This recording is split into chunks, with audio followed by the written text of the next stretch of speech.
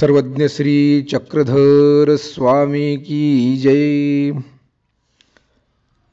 सर्व अच्युत गोत्रियांना सादर दंडवत प्रणाम।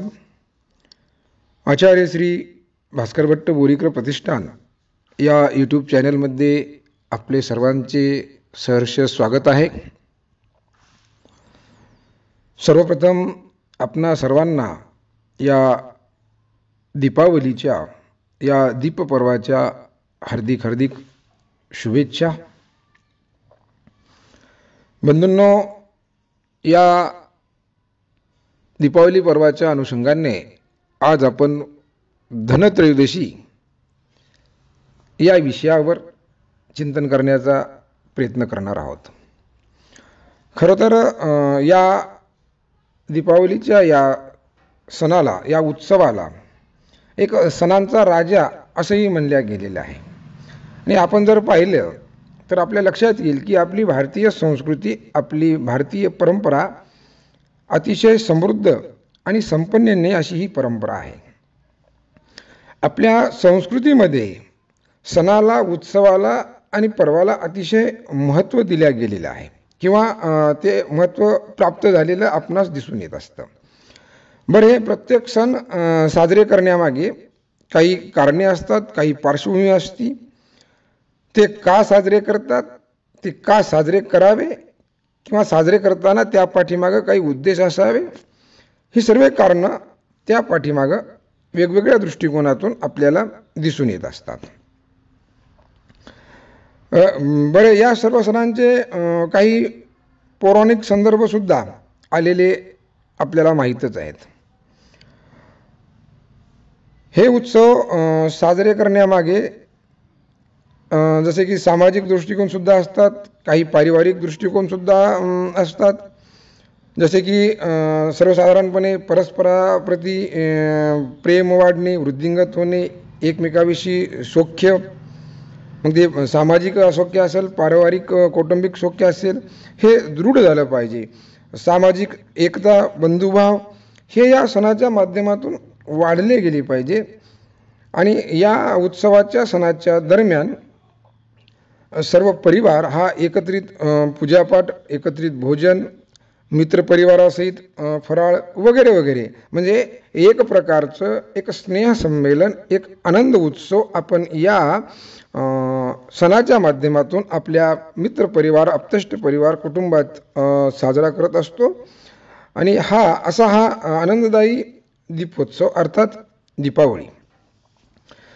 आपण धनत्रयोदशीबद्दल चिंतन करणार आहोत। धनत्रयोदशीबद्दलही पौराणिक संदर्भ आलेले आहेत। याच दिवशी श्री धन्वंतरी पूजनसुद्धा पौराणिक संदर्भानुसार केल्या जाते। आणि आपल्या सर्वांना माहीत असेलच की देवतांच्या आणि दानवांच्या समुद्रमंथनात जे 14 रत्न निघाले त्यात श्री धन्वंतरीचेही स्थान आलेलं आहे। म्हणजे समुद्रमंथनातून अमृत कलश हातात घेऊन प्रगट झाले होते। आणि म्हणून आज काही भागात नवीन भांडे म्हणजे तांब्याचे असतील, पितळी, चांदी वगैरे वगैरे ती घेण्याची काही प्रथा काही भागामध्ये, काही प्रदेशामध्ये आजही आपल्याला या संदर्भानुसार आढळून येते। दुसरी विशेषता की धन्वंतरी हे आयुर्वेदाच्या उत्पत्तीचेही कारण आहे। म्हणून आज आरोग्याविषयी अनेक ठिकाणी म्हणजे ईश्वराकडे प्रार्थना केल्या जाते किंवा आरोग्य सुदृढ प्राप्त व्हावा म्हणूनही काही विधिविधान केल्या जाते। असो, आपण आपल्या मूळ विषयाकडे येऊयात की धनत्रयोदशी। सर्वज्ञ श्री चक्रधर प्रभूंनी देमाईसा नावाच्या एका स्त्री भक्ताला प्रसंगानुरूप निरूपण करत असताना संपत्ती म्हणजे धन या विषयावर असं म्हणले की जीवाची खरी संपत्ती कोणती आहे। म्हणजे सर्वज्ञांनी देमाईसाला निरूपण करताना इथे 2 शब्द वापरले आहेत। एक शब्द तो म्हणजे संपत्ती आणि दुसरा शब्द म्हणजे असंपत्ती। म्हणजे भगवंताला इथे संपत्ती हा शब्द कोण्या अर्थानं अपेक्षित आहे हे पाहणं गरजेचं आहे। कारण आपल्याला माहीत आहे की संपत्ती म्हणलं की त्याची व्याख्या सर्वांना श्रुत आहे. एखाद्या व्यक्तीकडे खूप संपत्ती असं म्हणलं गेलं म्हणजे याचा अर्थ ती व्यक्ती खूप धनवान आहे. आणि एखाद्याला जर कोणी द्रव्यहीन आहे, हा निष्कलंक आहे असं म्हणलं असेल तर त्याच्याकडे संपत्ती नाही, म्हणजेच असंपत्ती. बरं, संपत्ती म्हणजे श्रीमंती हे शब्द फक्त द्रव्याशी संबंधित आहे का? तर नाही. याचा वापर इतरही ठिकाणी होतो. जसं की एखाद्या व्यक्तीचं शरीर सुदृढ असेल, तो निरोगी असेल, तर त्यालाही असं म्हणलं जाते की काय त्या व्यक्तीची शारीरिक संपत्ती आहे. एखाद्या व्यक्तीला असंही म्हणले जाते की त्याच्याकडं द्रव्य नसेल, पैसा नसेल, तर त्यांनी काय फरक पडतो, तो मनानं किती श्रीमंत आहे ते पहा. म्हणजे याचा अर्थ संपत्ती, श्रीमंती हे शब्द वेगवेगळ्या दृष्टिकोनातून वापरल्या जाणाऱ्या शब्दापैकी आहेत. बरं, आता आपण मनुष्याकडे किती प्रकारची संपत्ती आहे किंवा किती प्रकारची असू शकते हे पाहण्याचा प्रयत्न करू. सर्वज्ञ धेमासांना निरूपण करताना जीवाकडं असलेली संपत्ती ती खरी संपत्ती नसून ती असंपत्ती आहे असं म्हणलेले आहे. मग आता प्रश्न येतो की जीवाकडे किती प्रकारची संपत्ती आहे? ब्रह्मविद्या तत्वज्ञानामध्ये 7 प्रकारची संपत्ती या जीवाकडे, मनुष्याकडे असू शकते आहे हे सांगितलेलं आहे. बरं, इथे संपत्ती शब्द हा म्हणजे अर्धकत्वाच्या अर्थाने किंवा प्राप्त केलेला आहे म्हणून किंवा जोडल्या जाणार आहे म्हणून अशा अर्थाने आपण तो घेऊ शकतो किंवा आपण तो पाहतो. म्हणजे मनुष्याने आपल्या अर्धकत्वानुसार जोडलेली ही संपत्ती. बरं, मग ते 7 प्रकार कोणते कोणते ते आपण पाहूयात. एक, द्रव्य संपत्ती म्हणजे धनसंपत्ती. दुसरी, विद्या संपत्ती. तिसरी, पुत्र संपत्ती. चौथी, मृत्यू संपत्ती म्हणजे बंधू संपत्ती. पाचवी, सुहृद संपत्ती. सुहृद म्हणजे तुमचे हित पाहणारे, तुमच्याविषयी त्यांच्या हृदयामध्ये चांगला भाव असणारे, चांगले विचार असणारे ते. 6वा, शत्रू संपत्ती. ही सुद्धा संपत्तीत घेतलेली आहे. आता याचा अर्थ सांगण्याची गरज नाही, हे आपल्या सर्वांना लगेच लक्षातही आले असेल. आणि 7वी संपत्ती ही कलत्र संपत्ती म्हणजे पत्नी संपत्ती.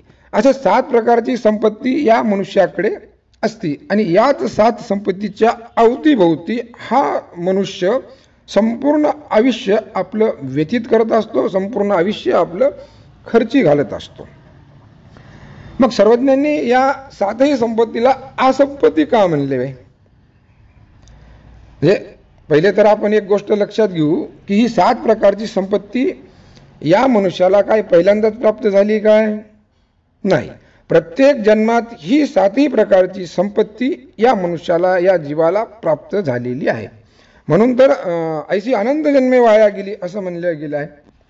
म्हणजे या मनुष्याने प्रत्येक जन्मात ही संपत्ती जोडलेली आहे आणि त्यालाच सर्वस्व मानून संपूर्ण आयुष्य या 7 संपत्तीच्या अवतीभोवती व्यतीत केलेलं आहे.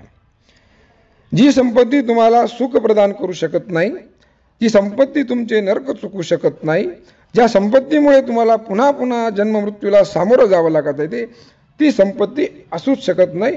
म्हणून तर सर्वज्ञांनी या सर्व संपत्तीला असंपत्ती म्हणले आहे. मग आता ही असंपत्ती आहे, तर मग जीवाची खरी संपत्ती ती कोणती? तर सर्वज्ञ म्हणतात की जीवाची खरी संपत्ती तो परमेश्वर आहे. आपण एका संपत्तीच्या मागे लागत आहोत. म्हणजे कोणी धनाच्या मागे आहे, कोणी प्रतिष्ठेच्या, कोणी सन्मानाच्या वगैरे वगैरे, प्रत्येक वेगवेगळ्या संपत्तीच्या आपण म्हणजे एका संपत्तीच्या प्राप्त करण्यामागे आपण लागलो. पण या सर्व संपत्तीचा जो मालक आहे, या सर्व संपत्तीचा जो निर्माता आहे, त्याच्या मागे लागा. तो आपल्याला सर्व काही प्रकारच्या संपत्ती तुम्हाला तो प्राप्त करून देणार आहे. आपल्याला माहीत आहे की अर्जुन आणि दुर्योधन दोघेही महाभारताच्या युद्धा अगोदर सहाय्य मागण्यासाठी गोपालकृष्ण परमात्म्याकडे येतात.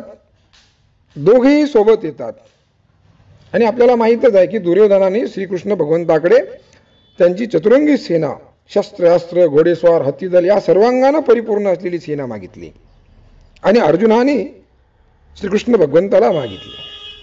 भगवंत म्हणतात की अरे मी शस्त्र हातात घेणार नाही, माझा काही तुला उपयोग होणार नाही.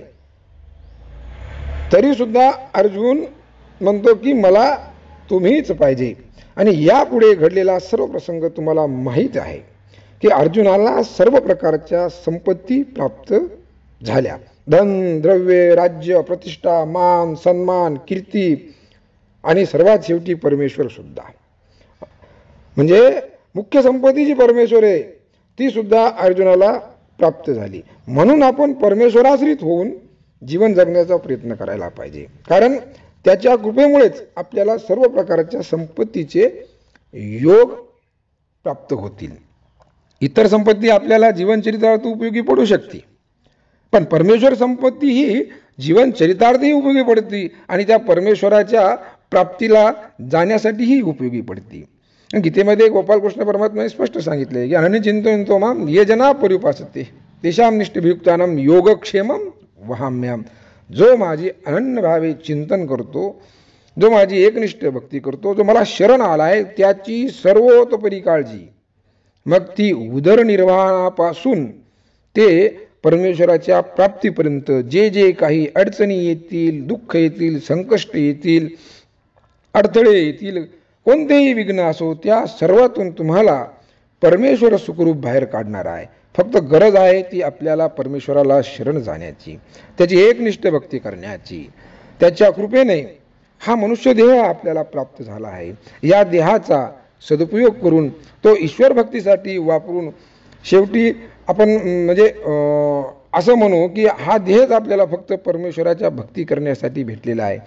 इतर कारणासाठी सगळ्या देहामध्ये सर्व करता येते. पशुपक्षीसुद्धा प्रपंच करतात, पशुपक्षीसुद्धा आपल्या पिलांना संगोपन करतात, वाढवतात, त्यांनाही प्रपंच आहे, त्यांचाही जन्म होतो, त्यांचाही मृत्यू होतो. जर मनुष्य देहात बी ह्याच सर्व गोष्टी जर आपण केल्या तर त्यांच्यात आणि आपल्यात काय फरक आहे. म्हणून शेवटीच एवढंच या दीपावलीच्या निमित्तानं मी आपणास असं म्हणाल की जी खरी संपत्ती आहे जीवाची ती आपल्याला प्राप्त हो. त्या परमेश्वराची कृपा असेल तर तुम्हाला कोणत्याही संपत्तीची कमी पडणार नाही. तुम्हा सर्वांना जास्तीत जास्त देवधर्म घडो, तुमच्या हातून सदैव सत्कर्माचे आचरण घडो, तुम्हा सर्वांना उत्तम आरोग्य प्राप्त हो, तुमच्या जीवनातील सर्व दुःख, संकष्ट, अडथळे, विघ्न या सर्व गोष्टीचे परमेश्वर हरण करो. या दीपावली निमित्त ही शुभकामना व्यक्त करतो. पुनश्च आपल्याला या दीपावलीच्या हार्दिक हार्दिक शुभेच्छा देतो आणि माझ्या लांबलेल्या शब्दांना विराम देतो. सर्वज्ञ श्री चक्रधर स्वामी की जय.